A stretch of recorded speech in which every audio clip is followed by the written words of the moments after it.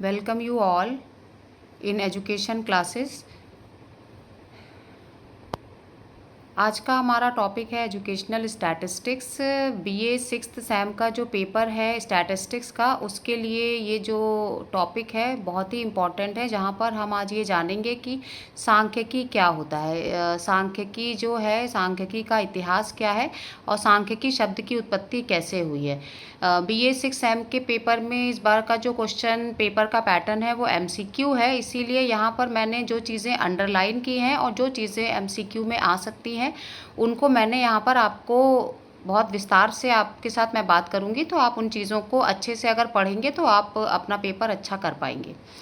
सांख्यिकी जो है अंग्रेज़ी भाषा के स्टैटिस्टिक्स शब्द से बना है। स्टैटिस्टिक्स की उत्पत्ति लैटिन भाषा के शब्द स्टेटस से हुई है। स्पेलिंग को बहुत ध्यान से देखिएगा। स्टैटिस्टिक्स की स्पेलिंग जो है और ये जो है लैटिन भाषा के स्टेटस लैटिन भाषा के शब्द स्टेटस से इटालियन शब्द स्टैटिस्टिका स्टैटिस्टा और जर्मन शब्द स्टैटिस्टिक्स से हुआ है।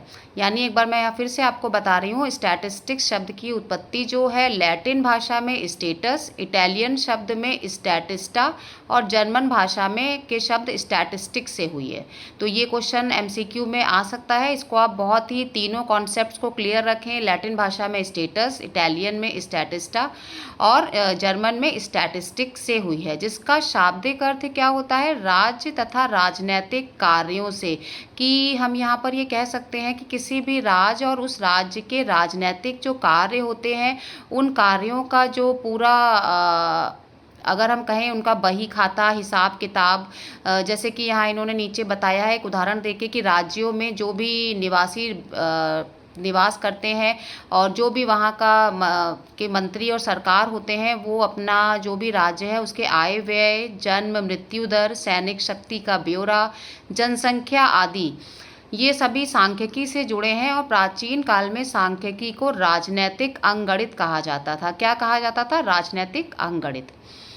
सांख्यिकी का इतिहास जो है इसको ईसा से पहले का माना जाता है और स्टैटिस्टिक्स शब्द का प्रयोग 1750 में गॉटफ्रॉयड एकेनवॉल ने किया था। किसने किया था? स्टैटिस्टिक्स शब्द का प्रयोग सबसे पहले 1750 में जर्मन विद्वान गॉटफ्रॉयड एकेनवॉल ने किया। फिर आप नीचे आइए, यहाँ पर इन्होंने ये भी कहा कि गिलफोर्ड के अनुसार इनकी उत्पत्ति जुआरियों के खेल से हुई। कि मतलब जो लोग जुआ खेलते थे उन जुआरियों ने संभावना के नियमों को समझने और इस संबंध में नए नियमों को ढूंढने का प्रयास किया, जिसके आधार पर गिलफोर्ड ये मानते हैं कि सांख्यिकी की उत्पत्ति हुई। इसी में इसका विकास बर्नौली के अध्ययनों से भी प्रारंभ हुआ। उन्होंने सांख्यिकी पर एक पुस्तक लिखी थी और सांख्यिकी के विकास में योगदान जो है वो किसका है? बहुत सारे जो हमारे शिक्षा शास्त्री हैं उनका है, जैसे डी मोवेयर हैं, लाप्लास हैं, गॉस हैं, क्वाटलेट हैं। इन लोगों ने भी जो सांख्यिकी के विकास का में जो योगदान था इन लोग का अतुलनीय था। इसके बाद आधुनिक सांख्यिकी विदों में गाल्टन, कार्ल पियर्सन ने न्याय दर्शन और संभाव्यता के क्षेत्र में भी महत्वपूर्ण घोषणाएं या गवेषणाएं की हैं।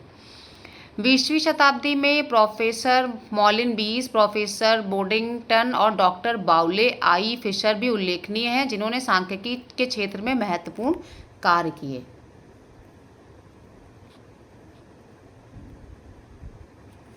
अगर हम सांख्यिकी की परिभाषा की बात करें तो आप यहाँ पर देखेंगे कि सांख्यिकी की जो बहुत ही सूक्ष्म परिभाषा है बाउले के अनुसार कि सांख्यिकी statistic is the science of counting, सांख्यिकी गणना का विज्ञान है। बॉडिंगटन ने कहा कि सांख्यिकी अनुमानों और संभावनाओं का विज्ञान है। Statistic is the science of estimate and probabilities. फिर सांख्यिकी का शिक्षा शास्त्र में जो प्रयोग है वो किस लिए होता है? इसके लिए अगर हम कहें कि uses of statistics in education, तो इम्पोर्टेंस इन स्कूल एडमिनिस्ट्रेशन, यानी विद्यालय में जो भी तंत्र के कार्य होते हैं वहाँ सांख्यिकी का प्रयोग किया जाता है। शैक्षिक नियोजन यानी एजुकेशनल जो प्लानिंग है वहाँ पे हम सांख्यिकी का प्रयोग करते हैं। Importance in the evaluation of teaching methods कि शिक्षण विधियों के मूल्यांकन में, यानी कि क्लास में जो टीचिंग हो रही है या जो शिक्षक पढ़ा रहे हैं उन वो विधियां कितनी सार्थक हैं उसके मूल्यांकन के लिए भी सांख्यिकी का प्रयोग किया जाता है। शैक्षिक प्रबंध में इसका उपयोग किया जाता है। सांख्यिकी का मापन और मनोवैज्ञानिक परीक्षणों में सांख्यिकी का जो उपयोग है वो बहुत ही महत्वपूर्ण है।